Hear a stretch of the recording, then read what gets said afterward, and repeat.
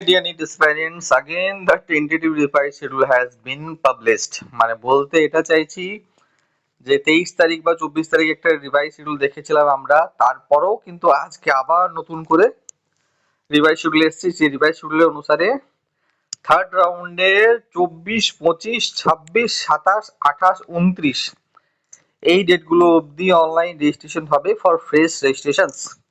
Online fee payment যেটা রয়েছে সেটা টিল 29/10 রাত মিডনাইট অবধি চলবে।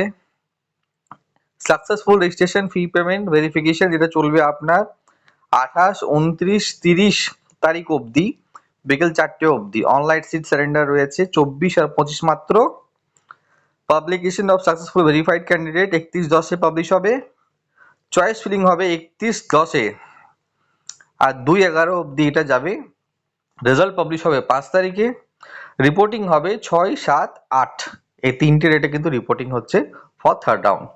তারপরে অনলাইন স্টে রাউন্ড যেটা রয়েছে সেটা পরে ডিসকাস করছি, কারণ এখন মিনস যেভাবে যে হারে ঠিক আছে রিভাইজ শিডিউল আসছে, মানে একের পর এক দিন ঘন্টার পর ঘন্টা আপডেট হচ্ছে, সেটার জন্য অনেক প্যারেন্টসই হয়তো বিরক্ত হবে বা টেনসড হচ্ছেন। বাট এটা আজকের আপডেট 25 তারিখের, যে আবার টেন্টেটিভ রিভাইজ শিডিউল এসছে, যেইটার অনুসারে রিপোর্টিং হবে আপনার 6, 7 আর 8।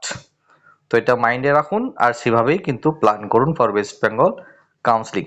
বেশি কিছু বিশেষভাবে গাইডেন্সের জন্য বা রিপোর্টিং সংক্রান্ত কোনো হেল্পের জন্য সরাসরি আমার সাথে যোগাযোগ করুন। Thank you.